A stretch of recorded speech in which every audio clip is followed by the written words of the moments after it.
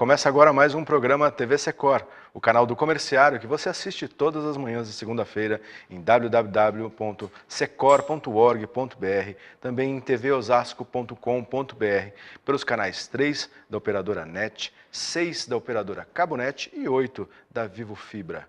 Hoje nós vamos falar sobre o Conselho de Promoção da Igualdade Racial de Osasco, CONPIR, essa entidade que começou em 2015 e que é muito importante na defesa dos interesses da comunidade afro-brasileira e da sociedade em geral. Afinal de contas, né, a comunidade tem uma importância histórica gigante na nossa formação.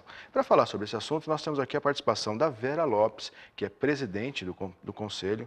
Olá, Vera, tudo bem?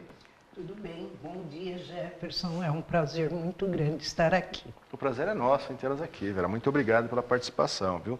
Também a Débora Dias, que é Relações Públicas do Conselho. Tudo bem, Débora? Bom dia, tudo bem, Jefferson? Também é um prazer enorme estar aqui essa manhã. Ok, muito obrigado. E aqui representando o nosso sindicato, nós temos aqui a participação do Flávio. Flávio, que é diretor do Secor e é também membro do Conselho, né, Flávio? Bom dia Jefferson, bom dia Vera. Bom dia, Débora.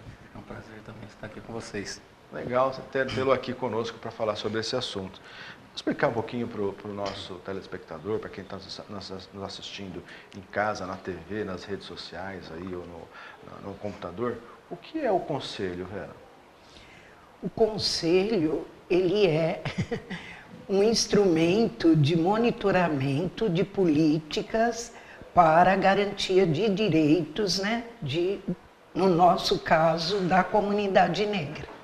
E quando é que ele nasceu? Foi em 2015, é isso? 2015, ele foi promulgado, né, pelo atual prefeito da época e houve uma eleição que foi monitorada, gestada pela Coordenadoria da Mulher, da Promoção da Igualdade Racial e Diversidade Sexual.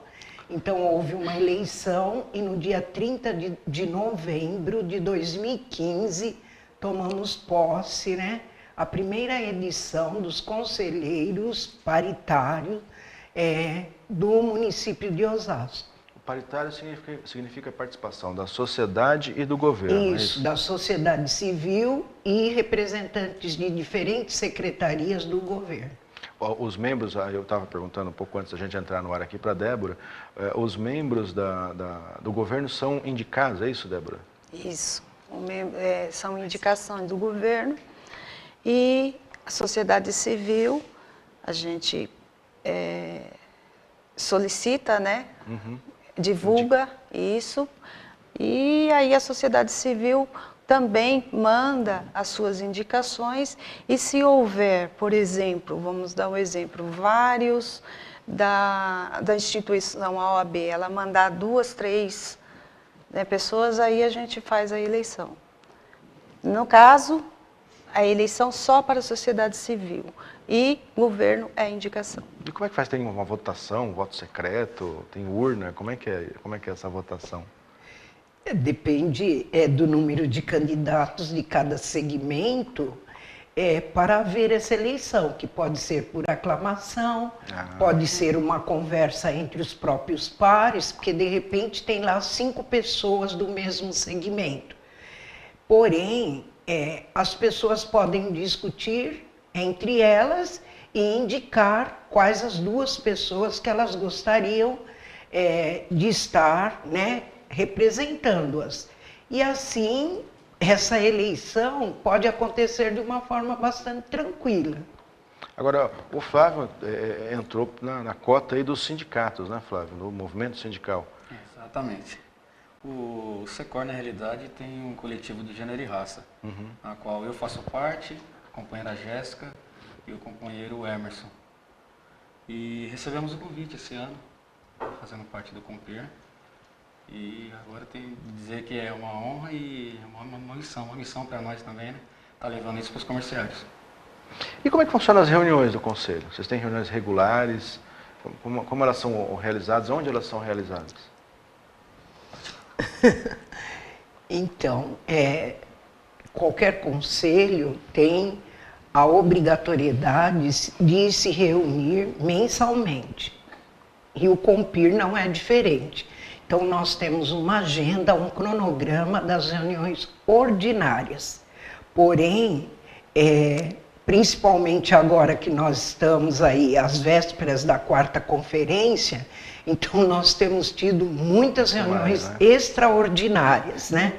As nossas reuniões ordinárias, elas são sempre abertas, né? Então, qualquer pessoa de diferentes segmentos pode estar participando com direito à voz. E, naturalmente, como todos já sabem, voto somente os titulares, os suplentes votam na ausência do seu titular. E todas as nossas reuniões acontecem no espaço físico da coordenadoria. Onde é esse espaço? Salim Bechara, 407, Osasco Centro. E as reuniões são abertas à comunidade, quem quiser acompanhar, assistir, participar? Sim, sim. As reuniões são sempre abertas. A Débora talvez possa falar um pouquinho mais, como as nossas relações públicas. Sempre abertas.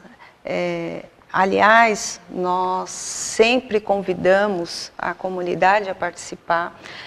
Toda segunda, terça, todas as segundas, terças-feiras do mês, às 17 horas, a gente marcou esse horário às 17 horas, justamente para a participação da sociedade civil.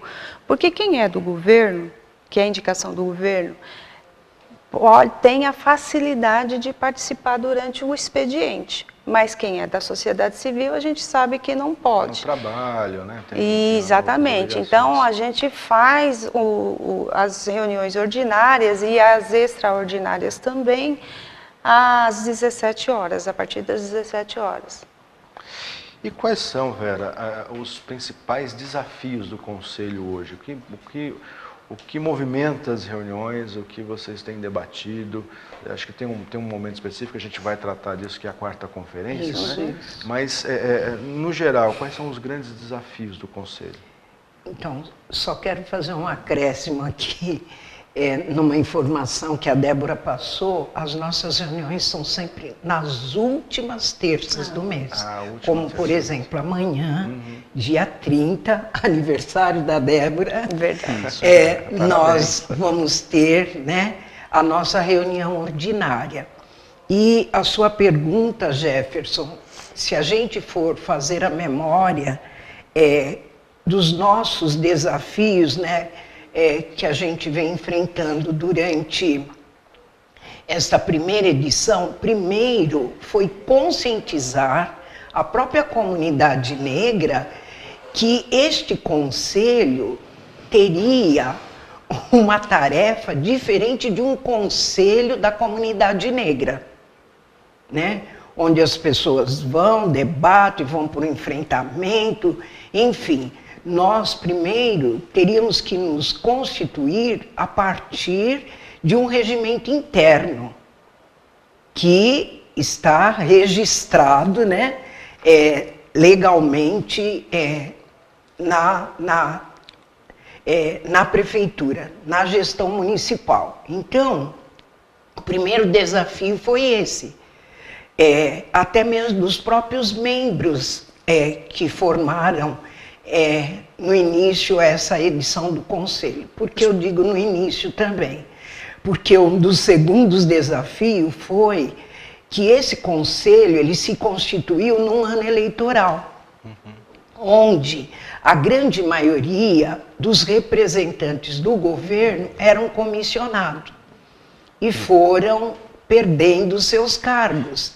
Então, eu acredito que foi o nosso segundo grande desafio, porque a sociedade civil que garantiu realmente o funcionamento durante 2016, né, da existência das lutas do Conselho.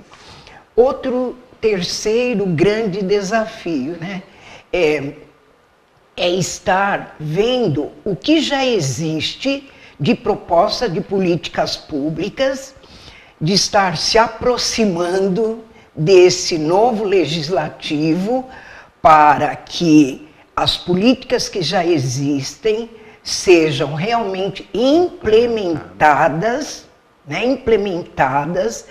resgatar algumas propostas, como, por exemplo, a Juventude Viva, né, o projeto, o plano da Juventude Viva, que até então tem um material magnífico, referência, né, todo o material, toda a discussão, toda a proposta do Juventude Viva se tornou referência para outros municípios, até mesmo para o Estado.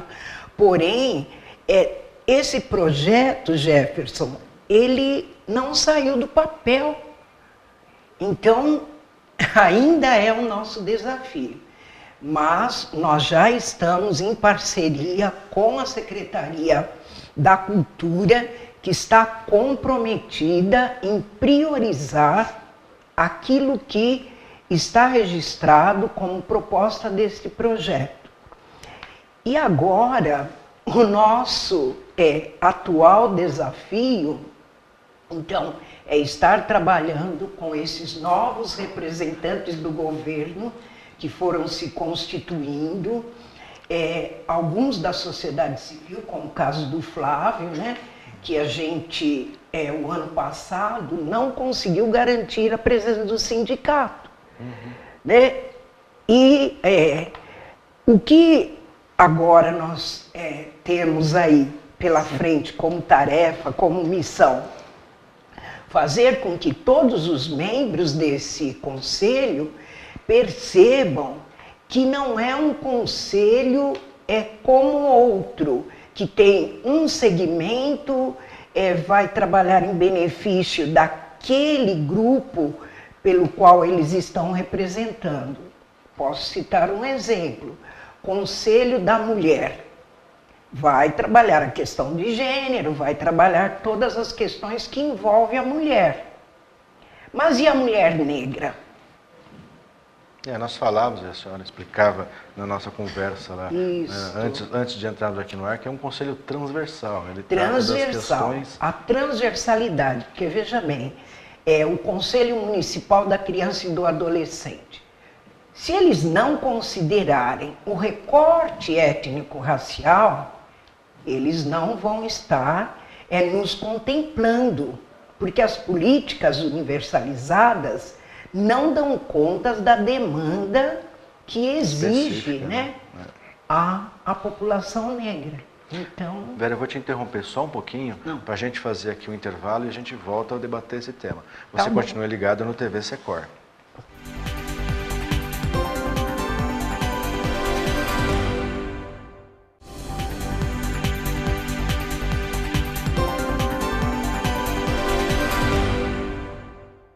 Estamos de volta com o programa TV Secor, conversando aqui com os representantes do CONPIR, o Conselho de Promoção da Igualdade Racial.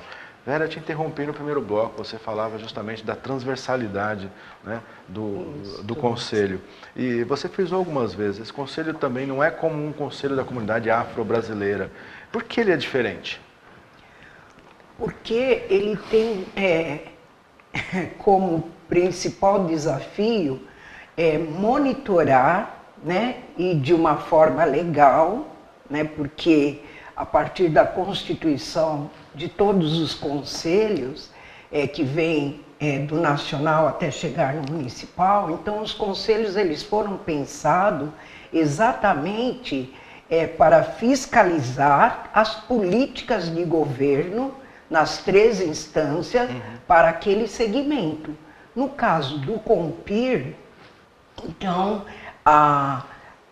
o desafio maior é estar trabalhando de uma forma transversal com todos os conselhos e com todos os segmentos que garantam direito. Okay. Né? Então, veja bem, se tem um Conselho da Saúde da Mulher, como houve já aqui em Osasco este ano, uma conferência municipal da saúde da mulher. E, de repente, aquilo que estava vindo do próprio nacional não tinha nenhum momento o recorte étnico-racial.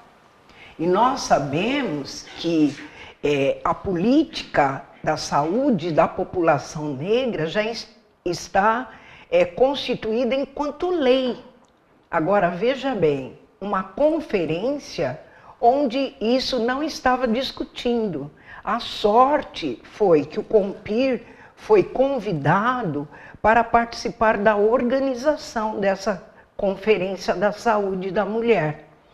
E aí, na proposta, junto com toda o coletivo da saúde, o CONPIR foi fazendo essa conversa. Então, a conferência aconteceu garantindo que em todos os eixos de discussão tivesse o recorte étnico-racial. Porque as políticas universais não garante que algumas, por exemplo, que algumas doenças que são mais frequentes, né? mais frequentes na comunidade negra sejam discutidos. E vou dar um exemplo assim que poucas pessoas talvez saibam disso. O teste do pezinho ao nascer uma criança. Primeiro, é obrigatório que a criança passe pelo teste do pezinho. Só que, veja bem, esse teste para ver se não tem nenhuma anomalia e tal. Só que entre os testes do pezinho, tem também o teste para anemia falciforme. Percebe? Agora, isso não é do conhecimento da grande maioria da população. Explicando para quem está nos assistindo que a anemia falciforme é uma forma de anemia que é muito mais frequente na comunidade negra. Isso, é muito mais frequente na comunidade negra. E aí, o que acaba acontecendo? Veja bem, se a mãezinha não tem esse conhecimento, aí se não existe, né, uma garantia que seja feito, independente da mãe pedir, do pai pedir esse teste, então uma mãe negra pode sair do hospital com uma criança com traço ou até falcêmico e só vir a tomar conhecimento disso, sabe, posteriormente. Quando começar a sentir os efeitos aí da... O que pode levar esta criança até a óbito. Então, não dá para discutir saúde sem trazer o recorte étnico-racial. Agora, a gente falou dos grandes desafios, né, de longo prazo do Conselho, mas vocês têm aí, já nas vésperas, né, do acontecimento, uma quarta conferência municipal para organizar a promoção da igualdade racial. Vai ser no Centro de Formação dos Professores, né, no dia 6 de junho, é isso? 3 de junho, desculpe. No Centro de Formação dos Professores, que fica ali na Marechal Rondon, no centro de Osasco, das 8 às 13 horas. O que vai discutir a conferência, Vera? Débora? A conferência ela vai ter como tema a década internacional dos afrodescendentes. Né? Foi uma década que a ONU propôs de 2015 a 2024. Essa década ela tem 3 eixos, que é reconhecimento, justiça e desenvolvimento. E a conferência ela tem o papel justamente o próprio nome já diz, né, de conferir, né? Quais são primeiro as políticas públicas que já existe no país, que já existe no estado, no município, se isso está realmente funcionando. Se está funcionando, né? Se isso está funcionando. Se está funcionando, como está funcionando? Está bem? Está mal das pernas? Ou não está? Está parada? Está parada por quê? Além das demandas, porque a vida é dinâmica, né? A sociedade é extremamente dinâmica. E todas todos os dias, todos os momentos, surgem novas demandas. Então, a conferência ela vem justamente para a gente discutir a década, porque a década, a ONU, ela chamou a atenção, né, de alguns países, porque o racismo ele é gritante, ele é extremamente, como que a gente vai dizer, brutal no mundo e no Brasil. Isso é uma coisa assim muito complicada. Mas o brasileiro tem a tendência a contemporizar, dizer que não tem racismo, que não tem... embora eu diga que tem a internet aí para desdizer isso, né? As pessoas se sentem no direito de falar qualquer absurdo na internet hoje em dia, achar que estão protegidas da lei, enfim. É a tese da democracia racial, né? Que a gente vive numa democracia racial e que isso já está ultrapassado, isso não existe. É só as pessoas realmente desinformadas, as pessoas que não conhecem a história, as pessoas que não prestam atenção, que traz esse tipo de sentimento, né, de pensamento e de atitude racista, né? Porque o Brasil vive um racismo, sim, é um racismo institucional, inclusive, um racismo no dia a dia, nas piadas, nas frases, no modo de se comportar, de olhar para as pessoas realmente são, infelizmente, o brasileiro, sim, é racista. Então, a ONU, por conta disso, né, chamou os países que são participantes da ONU e vamos chamar a responsabilidade, né, para combater o racismo e nesse combate ao racismo, tem esses 3 eixos. Então, a conferência municipal, 4ª conferência municipal, nós vamos discutir esses 3 eixos, né? O que